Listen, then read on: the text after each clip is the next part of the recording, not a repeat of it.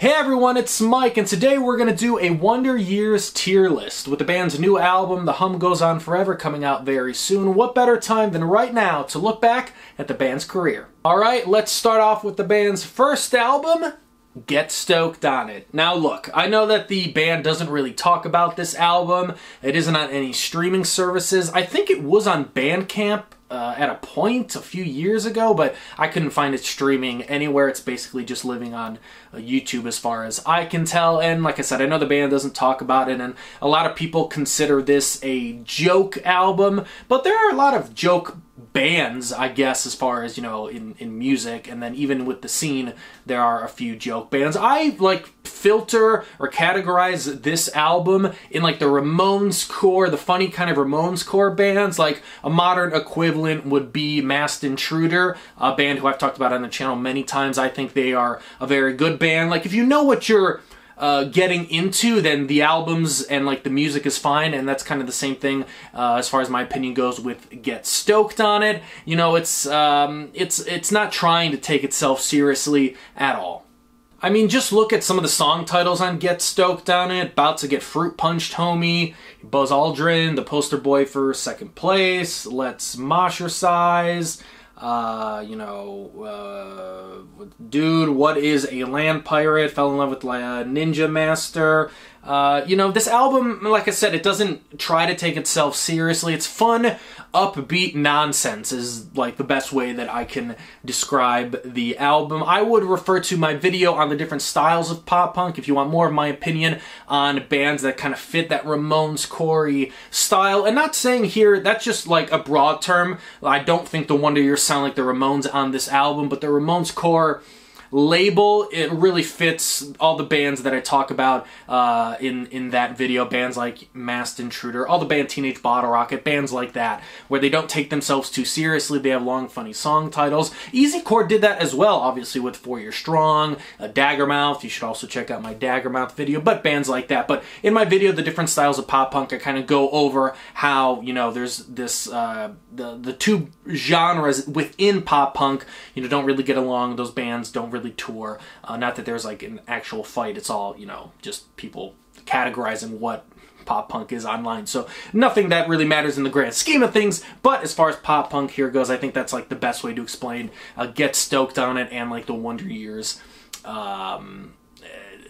disregard for this album is what I'll say. And also, I checked while recording this, you can get, or if you want to get, a CD version of Get Stoked on It. It's going for around $100, and one specifically here is $200. And so I don't think there was a vinyl release for Get Stoked on It, but if there is, I would imagine that, you know, people would go crazy for it as well. I also didn't know that there were 2 covers for Get Stoked on It, but you know, you learn something new every day. But yeah, if you want, you can pay up to $200 for a physical CD of the Wonder Years album that the Wonder Years don't ever talk about.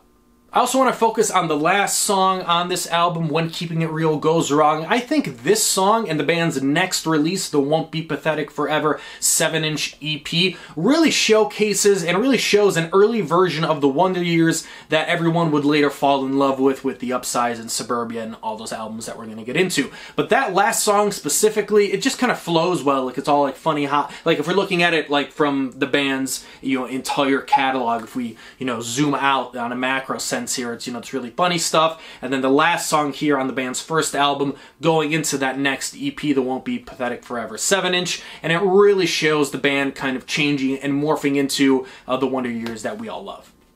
I don't know if the band will ever play songs from this album again. I believe they played Keystone State Dudecore around the re-release and remaster of this album, which I want to say was like 2012, 2013. My years could be off there, but that's when I think the album was on Bandcamp for like a while. But yeah, I maybe the band, like in my head, I'm like, oh, maybe they'll play like a whole set. Maybe at like the fest would be kind of fun because it'd be the more rabid hardcore Wonder Years fans, or like something around Halloween or something, break it out. Maybe not play the whole album because they're older now. Maybe they just, like, you look back at those songs and it's like, you know, something that was clearly written by a group of younger people that, you know, they weren't taking the music too seriously, at least as far as the lyrics, I guess.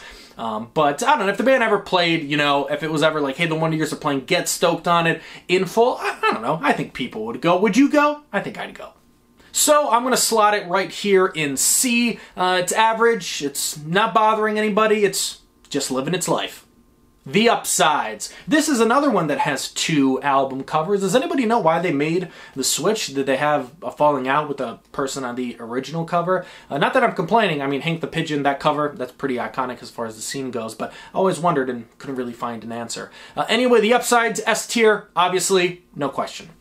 This was the album that put the band on the map. It took over the scene. I was in high school when this album came out, and I remember being so, you know, just feeling so cool. It was me and one friend that even knew that the Wonder Years existed and knew all this great pop punk that was happening. Pop punk wasn't cool, at least at my high school. It would later on, you know, get super popular, but like the one band that everybody agreed on was Rise Against. I'm from Chicago, went to high school in Chicago. Rise Against is from Chicago. So Rise Against, whether you were the emo kids, the metal kids, the jocks, everybody agreed that Rise Against was a great band. That was like the only band that everybody agreed on.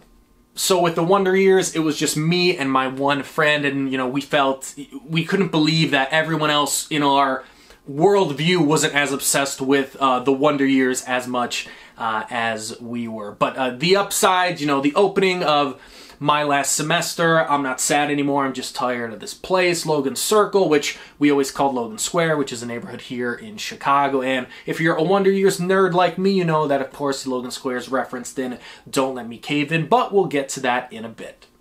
The Upsides gives off that bright, upbeat, spring, summer pop punk vibe, but the lyrics are very serious, all about, you know, growing up, feeling lost and confused, and just trying to figure life out in general. The Upsides, you know, an iconic album, what more can I say? You know, if The Upsides doesn't come out, the pop punk revival of the 2010s is delayed by a few years, or just doesn't happen at all.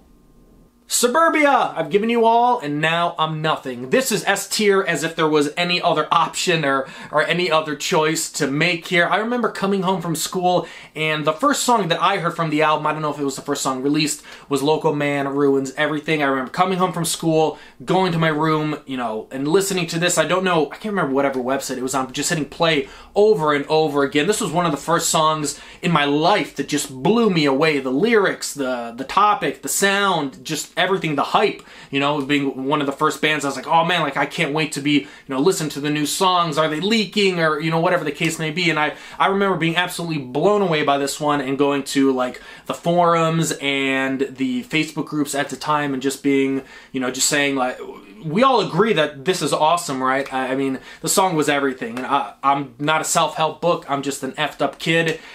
That's it. That was everything. This album is more about post-college life. Your friends are changing, the world around you is changing, you're still lost, you're still confused, you're still trying to figure life out. Came out swinging, what a damn opener. Woke Up Older, Local Man Ruins Everything, which I talked about. Don't Let Me Cave In, Summer in PA, just a great song after great song. Does anybody remember the gasps and the drama that was surrounding the lyrics of My Life as a Pigeon? The lyrics specifically, you probably know where I'm going with this if you remember. This is the stuff they don't teach you how to deal with, like an army of self-righteous kids that only like the 7-inch. I'm putting miles between myself and this BS. I remember Facebook groups, Tumblr, like Twitter, everything at the time being like, oh, did they just say that? And it's crazy to look back at it now that there were like 2 camps of Wonder Years fans that didn't want them to go the more serious route that they perceived as the Upsides and more Suburbia, and wanted to go back to that Won't Be Pathetic 7-inch sound, and I assume the Get Stoked on It sound. Maybe not like lyrics-wise, but they wanted that more kind of fun, easycore kind of sound and less a pop punk, which is just insane that people thought that at the time, that up to Suburbia, they were like, you know what? No, all the older Wonder Years stuff, that's where they really hit their stride, when obviously looking back at it now with hindsight, the Upsides and On is obviously the band's best stuff. I mean, from every single metric that you could possibly measure. I mean, hey, if Get Stoked on It and the Won't Be Pathetic 7-inch is the only Wonder Years that you listen to, you know, props to you, I guess. But it's just so funny that at the time, I distinctly remember that being talked about in like Facebook groups and on Tumblr and stuff like that, that it was crazy that people, A, thought that, and B, that the band was so aware of that, and maybe it got in their heads or stuff like that, and that they wrote a lyric to reference that in one of their songs on Suburbia. The whole thing is just kind of crazy. And oddly enough, obviously I listened to all of the Wonder Years in preparation for this video, and like the few songs that are like ingrained into my head now after listening to the Wonder Years nonstop day after day for the past week, My Life as a Pigeon is one of them. And you know, I like the Won't Be Pathetic 7-inch and get stoked on it probably more than most. But I can't get on board with the argument that, you know, all that Wonder Year stuff, perfect, flawless. Suburbia, universally recognized as one of the best pop-punk albums of all time, right up there with Upsides, maybe arguably the best Wonder Years album. I know a lot of people think Suburbia is one of the best Wonder Years albums, but all that stuff, no. I'm all about Get Stoked on it. The Greatest Generation, I'm going to go with A here, and really the only reason that it's not an S tier is because I think that second half of the album just isn't really as memorable to me. Maybe everything up until Chaser is phenomenal, top tier pop punk, the Wonder Years turned up to 100, but I just don't really go back to the second half of that album, not much at all really, so I'm going to go with A for The Greatest Generation. And I know that The Greatest Generation is some people's favorite album from the band, but if we're looking at the collection of songs all together, like an album, I guess, even though that's, I hope that's not like too obvious that my point is getting across, but if we're looking at it like that, I don't really go back to the second half of this album that much. And, you know, it's not to say that there aren't great songs on this album, you know, There, Dismantling Summer, The Devil, In My Bloodstream, The Bastards, Teenage Parents, you know, all great, and some of my favorite Wonder Years songs. It's just that the album as a whole, you know, which I am, looking at it that way, I'm going to go with A tier for The Greatest Generation. No Closer to Heaven, I'm going to go with B tier for this album, kind of going along with the process that I just talked about. I like a few songs on the album, but I really don't go back to it as much as other music and other albums from the band. I will say that Cardinals is one of my all-time favorite Wonder Years songs. I love the lyrics, the theme, the topic, everything about that song. Absolutely love Cardinals, and really it coincides with The Greatest Generation for me as far as the second half of the album really just doesn't stick out to me, except for You in January. That's a great song, but overall, No Closer to Heaven, I'm going to go with B tier. Sister Cities. This one is a D for me. I don't really ever go back to the album. The album is very dreary, very dark. The whole album is like a overcast, rainy day in November. It's like the best way that I can describe it. And it's funny because in my review of the album, which I believe is still one of the highest viewed things on the channel, that I said in that review that a lot of people, whether they like it or not, they're not going to view this album as so terrible that that's going to push people away for them, you know, not to be Wonder Years fans. But the complete opposite has happened. I see online a lot of talk about either you love this album or you think it's the band's worst. And that's not to say that the entire album doesn't have good songs. Raining in Kyoto, Sister Cities. I love the lyrics in Pyramids of Salt. I think it's some of the best lyrics that the band has. I drew a line in the sand with these worthless effing hands. I drew a line in the sand, you washed it away again. I love those lyrics, and those are basically the three songs that I come back to, but pretty much everything else I don't really listen to, and it's an album that I, you know, rarely ever listen back to. I don't think I've ever listened to it in full after it initially came out, so I'm going to go with it as D tier. Before I go, I'm going to put Brakeless right here in S tier, right where it belongs. What a great song. And that takes us to the band's new album, The Hum Goes On Forever. I won't talk about it too much here. I'm going to have a full video on it when it drops. But as far as the songs released so far, I love Oldest Daughter, and I think Low Tide might be one of the best Wonder Years songs ever released. What did you think of my tier list? Let me know down in the comments. Did you agree? Did you disagree? Let me know your Wonder Years tier list in the comments below. Please like and share the video. Most importantly, please subscribe if you haven't. About 70% of you aren't subscribed, so go ahead and hit that subscribe button. I'd appreciate it. It would really help me out. Tell all your friends, and as always, thanks for watching.